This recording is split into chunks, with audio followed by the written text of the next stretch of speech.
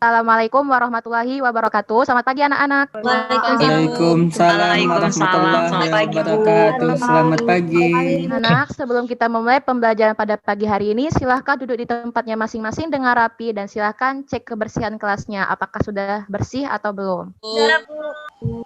Baik anak-anak, untuk ketua kelas silahkan pimpin doa untuk memulai pembelajaran pada pagi hari ini. Silakan Nak Angga. Baiklah teman-teman, sebelum kita memulai pelajaran kita pada pagi hari ini, ada baiknya kita berdoa agar mendapat rahmat dari Allah Subhanahu wa taala. Berdoa menurut agama dan kepercayaan kita. Untuk Nak Angga, selanjutnya Ibu akan mengabsen kehadiran siswa-siswi Ibu. Apakah pada pembelajaran hari ini hadir semua atau tidak? Sania Agnes. Hadir, Bu. Arni Mulyati. Hadir, Bu. Amir. Tidak hadir, Bu.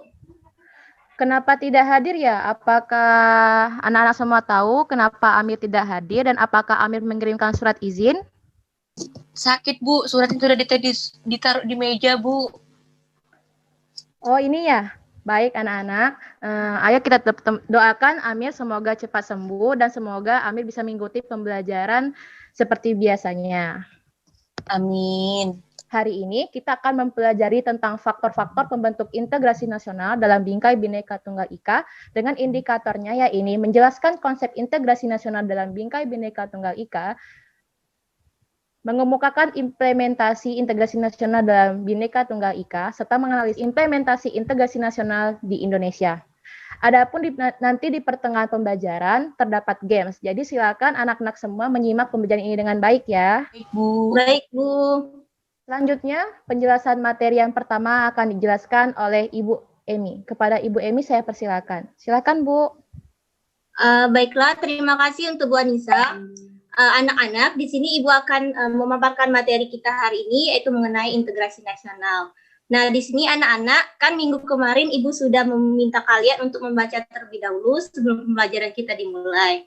Di sini Ibu sudah menampilkan foto di dalam PPT ini, silakan kalian amati apa sih kaitan dari foto tersebut dengan materi kita hari ini, anak-anak. Apakah ada yang tahu, anak-anak? Ismi, Bu. Nah, Ismi, silakan. Baiklah, Bu, sesuai dengan materi yang saya sudah baca sebelumnya. Jadi gambar tersebut menggambarkan bahwa terdapat banyak suku, banyak pulau, banyak bahasa, ataupun adat istiadat lainnya. Jadi walaupun banyak keanekaragaman, di Indonesia ini tetap mempunyai satu kesatuan sehingga memiliki integrasi nasional terintegrasi. Terima kasih, Bu. Wah, bagus sekali Nak Ismi. Ternyata kalian ini sudah rajin membaca. Silakan Nak, apakah ada yang ingin berpendapat lagi? Angga, Bu. Silakan Nak Angga. Oke, baik Bu.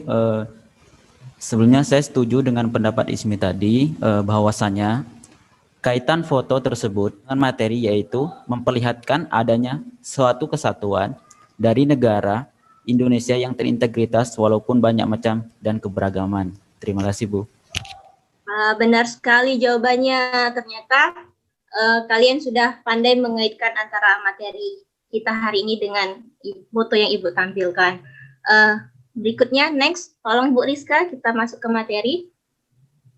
Anak-anak, kita akan masuk ke konsep dari integrasi nasional. Nah, di sini, apa sih integrasi nasional itu? Integrasi nasional diri dari bahasa Inggris, yaitu integrate, atau menyatupadukan, menggabungkan, atau mempersatukan.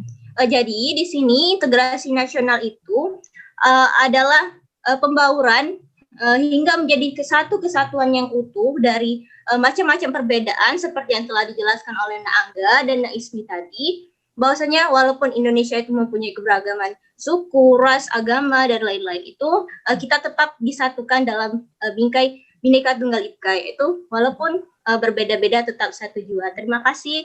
Selanjutnya akan dijelaskan oleh Bu Yesi. Kepada Bu Yesi, saya persilakan.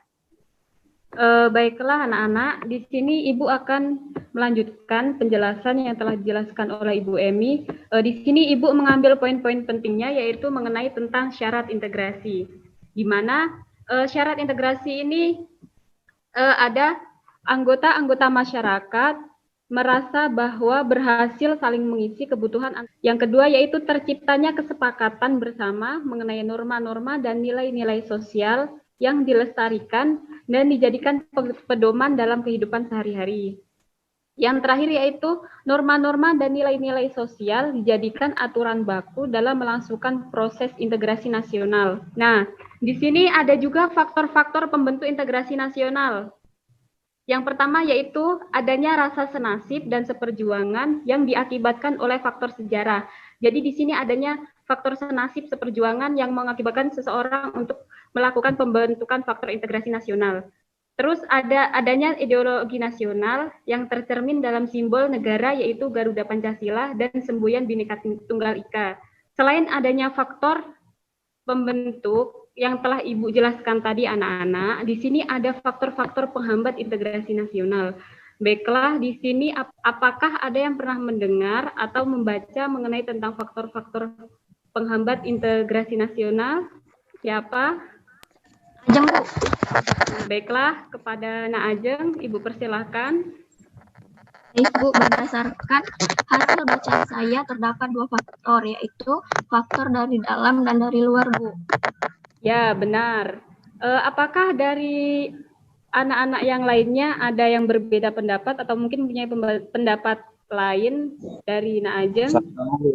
Rangga, Bu. Nah, ya kepada Nak Rangga, Ibu persilahkan.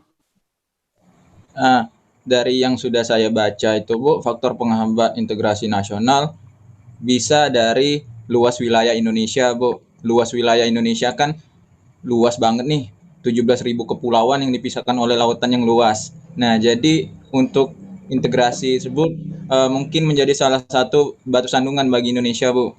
Ya, benar apa yang telah dijelaskan oleh Nak Ajeng dengan Nak Rangga. Ibu harap yang lainnya bisa lebih semangat untuk kedepannya. Nah, di sini ada beberapa faktor penghambat, yaitu adanya dari luar dan dari dalam. Yang pertama dari luar yaitu ada agresi, pelanggaran wilayah oleh negara lain, spionase, sabotase, dan aksi teror. Dan yang dari dalam yaitu adanya pemberontak bersenjata, konflik horizontal, aksi teror, sabotase, aksi kekerasan yang berbau sara, gerakan separatis, dan pengerusakan lingkungan. Penjelasan selanjutnya yang akan dijelaskan oleh Bu Rizka. Saya persilahkan. Nah, dari penjelasan Ibu tadi, Ibu juga mempunyai sebuah games. Sebelum kita memulai gamesnya, Ibu mau tahu nih, kalian masih semangat nggak nih ya? Sekalian Ibu melatih konsentrasi kalian. Jika Ibu bilang hai, berarti kalian jawab halo. Dan jika Ibu bilang halo, jawabnya hai. Oke, Ibu coba ya. Hai. Halo. Halo. Halo. Halo. Hai. Hai, halo. Baiklah, kalau katanya anak-anak Ibu ini konsentrasi dan nggak sabar lagi untuk mulai gamesnya. Jadi gamesnya itu cukup ucapkan satu kata yang berkaitan dengan apa yang Ibu sampaikan. Misalkan Ibu bilang keberagaman dan Ibu menunjuk Fitri. Fitri menjawab suku, karena suku itu berkaitan dengan keberagaman. Seperti keberagaman itu kan berkaitan dengan suku, agama, ras, maupun yang lainnya. Nah, baiklah.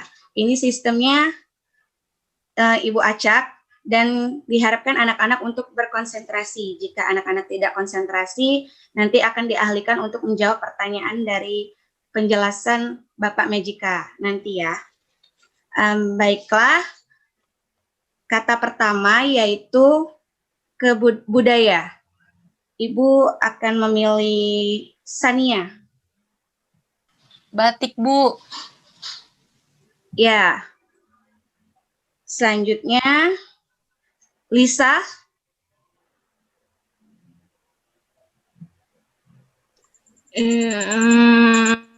Kebudayaan negara asing, Bu. Satu kata, Lisa. Berarti Lisa kurang konsentrasi. Baiklah, mungkin Lisa kurang fokus. Nanti Lisa bisa menjawab pertanyaan di penjelasan di akhir oleh Bapak Mejika. Oke, next. Yang kedua yaitu ada kata nasionalis. Baiklah, Ulan. Upacara, Bu. Oke. Selanjutnya Maria. Sumpah Pemuda, Bu. Nah, nampaknya Maria kurang fokus juga seperti Lisa. Tidak apa-apa, mungkin kurang fokus aja sebentar. Oke, selanjutnya akan ada penjelasan dari Bapak Mejika, dan untuk anak Lisa dan Nak Maria bisa lebih fokus lagi nantinya untuk menjawab pertanyaan dari Bapak Mejika. Untuk Bapak Mejika, saya persilakan. Oke, terima kasih sebelumnya untuk Ibu Rizka. Di sini Bapak akan menjelaskan atau melanjutkan penjelasan dari Ibu Rizka dan Ibu Emi ataupun Ibu Yazi tadi ya. Sebelumnya, anak-anak silakan simak dulu video yang akan Bapak tayangkan. Silakan kalian analisis serta kalian jawab pertanyaan yang ada di dalam video tersebut ya. Tadi kurang fokus, silakan. Indonesia siap-siap, adalah nanti Bapak suatu tanya. negara beragaman. Dimulai dari keberagaman suku, agama, ras, serta memiliki banyak ribuan pulau. Tetapi, apakah kalian pernah berpikir, mengapa seluruh sekolah di Indonesia mewajibkan peserta didiknya memakai pakaian yang sama, yaitu memakai seragam sekolah bagi seluruh siswa yang ada di Indonesia? Faktor apakah yang mendominan serta mempengaruhi keseragaman dalam hal berpakaian tersebut? Itu ada pertanyaan kan? Pertanyaan itu silakan sekarang Bapak tunjuk ya. Yang tadi kurang fokus untuk Nak Lisa. Silakan jawab, Nak. Menurut dirimu itu apa? Baik Pak, terima kasih atas kesempatannya. Menurut saya, mengapa sih Indonesia mengharuskan siswa itu berpakaian seragam? Nah, menurut saya, karena kita itu Indonesia, sesuai dengan amanat sila ketiga, di mana Persatuan Indonesia untuk menyeragamkan hal tersebut, menjadi bangsa yang utuh sesuai dengan integrasi yang dicita-citakan bangsa. Faktor itu adalah adanya rasa persatuan atau keinginan bersatu dari bangsa itu sendiri untuk membaur dari berbagai macam perbedaan, sehingga seragam itu menjadi simbol persatuan. Tepat sekali jawaban dari Nak Lisa. Karena Nak Lisa mampu fokus kembali dan menjawab pertanyaan Bapak dengan baik. Di sini Bapak ada hadiah virtual, hadiah 1 pena untuk anak Nak Lisa. Mungkin nanti bisa diambil pas kita tatap muka, oke? Silakan untuk Nak Maria menjawab. Terima kasih, Pak.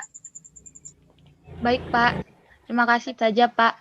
Di sini yang menjadi faktor yang mendominan serta mempengaruhi keseragaman dalam hal berpakaian tersebut ialah sebagai identitas dari sekolah tersebut, Pak. Jadi dapat kita katakan bahwa keseragaman itu dapat membangun integrasi serta persatuan dan menjadikan seragam itu sebagai identitas dari sekolah tersebut, Pak. Baik. Jawaban dari Maria pun sudah benar sekali. Sini bisa Bapak simpulkan ya dari jawaban Lisa ataupun Maria tadi, bahwa mengapa Indonesia mewajibkan untuk memakai seragam, karena demi mewujudkan nilai yang ada dalam sila ketiga Pancasila, yang mana faktor dominannya itu adanya keinginan masyarakat Indonesia untuk bersatu. Misal dalam sejarah seperti peristiwa Sumpah Pemuda, walaupun banyak keberagaman bahasa yang ada di Indonesia, tetapi tetap menggunakan bahasa persatuan, yaitu bahasa Indonesia. Sehingga tidak terjadi disintegrasi atau perpecahan dari Indonesia itu sendiri. Mungkin itu saja ya penjelasan dari Bapak. Bapak mungkin akan dilanjutkan oleh Ibu Fitri. Terima kasih Bapak Mejika. Berdasarkan penjelasan materi kita hari ini yang telah dijelaskan oleh Ibu Emi, Ibu Yesi, Ibu Rizka, dan Bapak Mejika, dapat Ibu simpulkan bahwa kebinekaan harus dimaknai masyarakat melalui pemahaman dengan berlandaskan kekuatan spiritualitas, perbedaan etnis, religi, maupun ideologi menjadi bagian tidak terpisahkan dari sejarah bangsa Indonesia dengan Bhinneka Tunggal Ika dan toleransi yang menjadi perekat untuk bersatu dalam kemajemukan bangsa. Baiklah, untuk tugas minggu depan, silakan anak-anak membuat ringkasan singkat mengenai materi kita hari ini dan dikumpulkan pada pertemuan berikutnya. Baik anak-anak, sebelum Ibu menutup pelajaran pada hari ini, alangkah baiknya kita mengucapkan syukur agar apa yang kita pelajari hari ini bermanfaat bagi kita semua. Alhamdulillah, Ibu. Alhamdulillah ya Rabbil alamin. Ibu akhiri, wassalamualaikum warahmatullahi wabarakatuh. Waalaikumsalam warahmatullahi wabarakatuh.